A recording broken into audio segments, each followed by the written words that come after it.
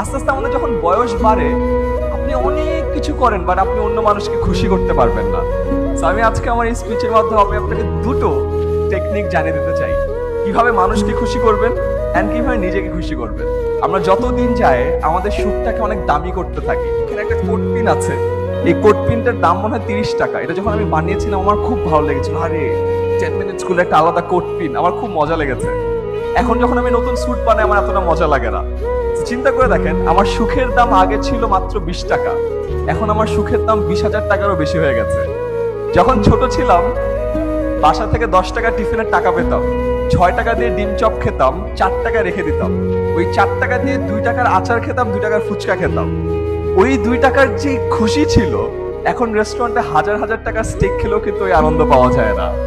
তো যে moral of the story হলো, আপনি আপনার হ্যাপিনেসটাকে এত অ্যাফোর্ডেবল করেন যেন প্রতিদিন প্রতিনিয়ত এই জিনিসটা খুঁজে পান। And finally, it's an interesting concept, it's called the 99 club. একবার এক রাজা ছিলেন, তার রাজ্যে সবকিছু আছে, বাট তিনি শাও কেন যেন একটু অসুখী ছিলেন।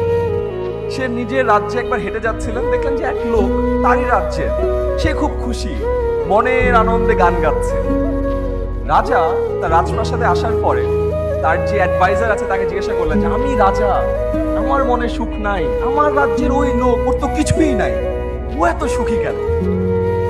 রাজার অ্যাডভাইজার বলল, রাজা আপনি আসলে দেখতে চান, আপনি আসলে 99 ক্লাবের সদস্য।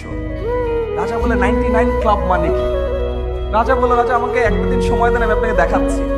বলে আচ্ছা ঠিক আছে, তুমি সময় নাও।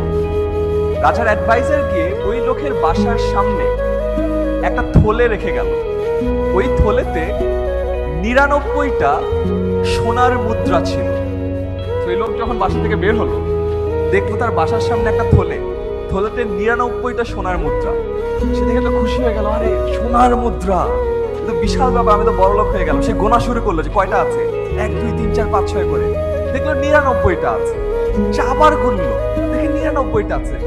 সে চিন্তা করলো 99টা তো থাকার কথা না, থাকলে 100টা থাকবে, 99টা কেন আছে?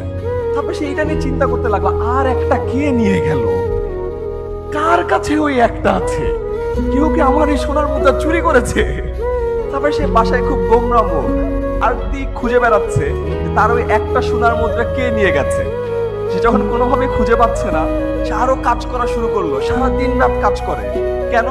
কারণ সে কাজ করে আর একটা সোনার মুদ্রা কালেক্ট করতে চায়, যেন তার 100টা সোনার মুদ্রা হয়। খেয়াল করে দেখেছেন? তারপরে রাজা যখন ওই লোকের সামনে দিয়ে গেল, দেখা গেল ওই লোক আর খুশি না। রাজা তখন অ্যাডভাইজারকে বলল, বাবা তুমি কি করছো? তখন রাজা বলল যে রাজা, আমিও আপনার এই ভৃত্যকে আপনার ক্লাবে জয়েন করিয়ে দিয়েছি। আপনার যেমন সব আছে, তাও আপনি এমন একটা জিনিস খুঁজেন যে জিনিসটা আসলে কোথাও পাওয়া যাবে না। আরো সবই আছে, এক্সট্রা একটা দিয়ে কিছুই হবে না, কিন্তু সেটা খুঁজতে খুঁজতে সে তার সম্পূর্ণ হ্যাপিনেস জলাঞ্জলি দিয়ে দিয়েছে।